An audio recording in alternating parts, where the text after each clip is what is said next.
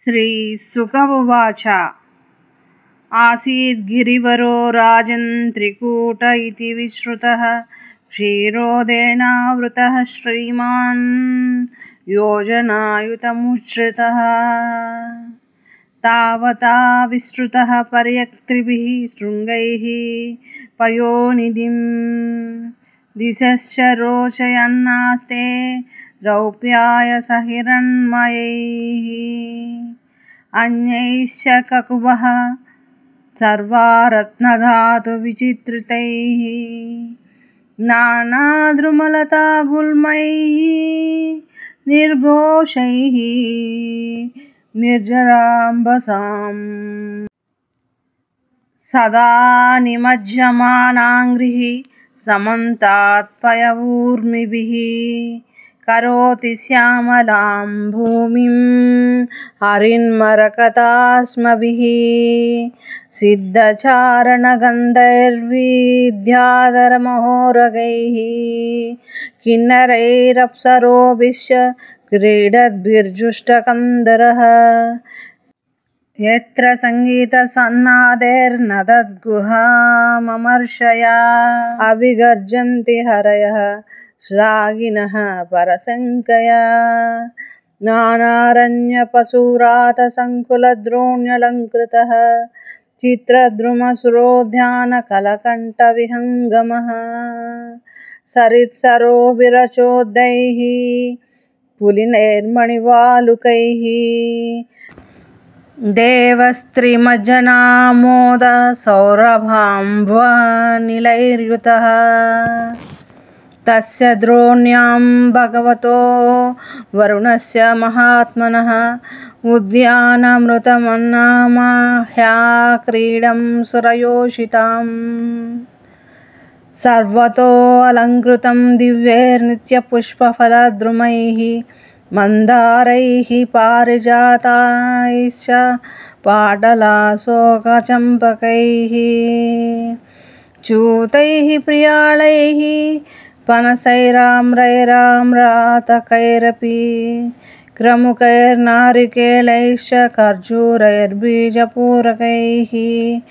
मधुकैस्तालसालैश्च तमालैरसनार्जुनैः अरिष्टोदुम्बरप्लक्षैर्वटैः किंशुकचन्दनैः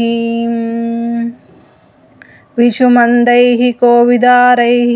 सरलैः सुरदारुभिः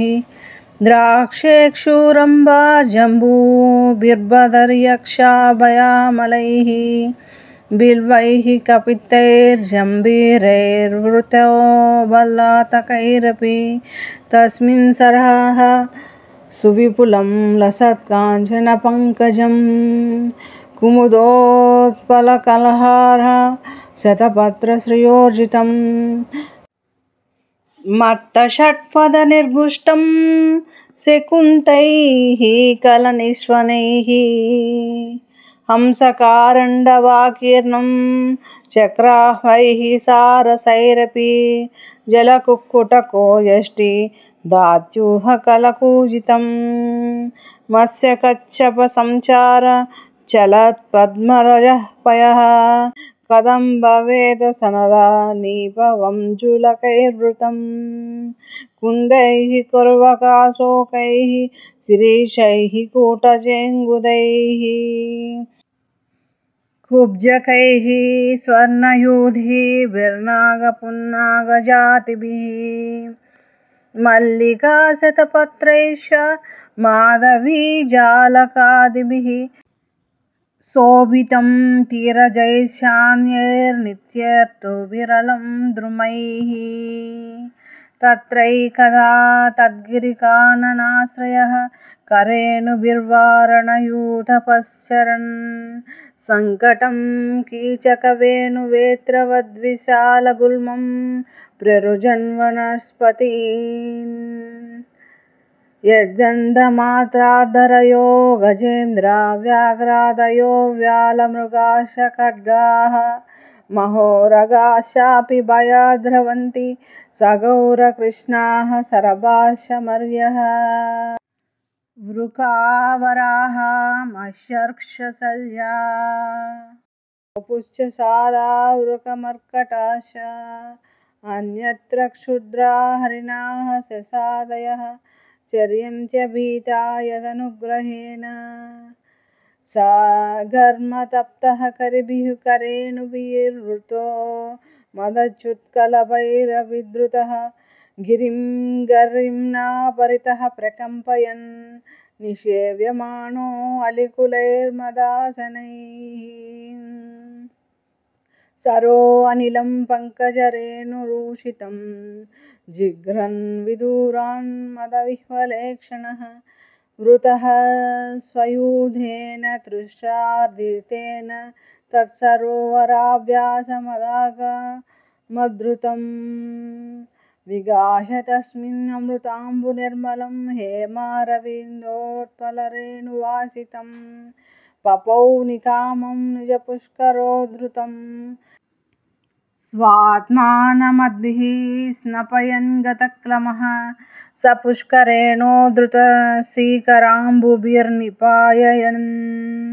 संस्नपयन् यदा गृही जिघ्रन् करेणुः कलभाश्च दुर्मना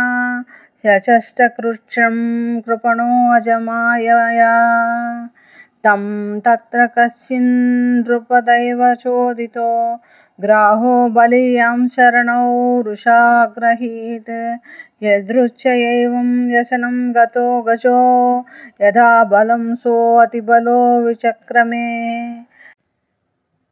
तदा आतुरं यूदपतिं करेणवो विकृष्यमाणं तरसा बलीयसा विचुक्रसुर्दीनदियो अपरे गजाः पार्श्वनग्रहस्तारयितुं न चासकन् नियुध्यतोरेवमिवेन्द्रनक्रयोर्विकर्षतोरन्तरतो बहिर्मिदः समाह सहस्रं यगमन् महीपते सप्राणयोश्चित्र मम सतामराः ततो गजेन्द्रस्य मनोबलौजसां कालेन दीर्घेण महानभूद्वयः विकृष्यमाणस्य जले अवसीदतो विपर्ययो अभूत् सकलं जलौकसः इत्थं गजेन्द्रः स यदा अपासङ्कटं प्राणस्य देहि विवशो यदृच्छया अपारयन्मात्मविमोक्षणे चिरं दद्याविमां बुद्धिमताभ्यपद्यता नमामि मेघनाथया आतुरं गजाः कुतः करिण्यः प्रभवन्ति मोक्षितुं ग्राहेण पाशेन विधातुरावृतो ह्यहं च तं यामि परम्परायणम् यः कश्चनेशो बलिनो अन्तकोरगात् प्रचण्डवेगादभिधावतो वृषं भीतं प्रपन्नं परिपाति यद्भयान्मृत्युः प्रधावत्यरणं तमीमहे इति श्रीमद्भागवते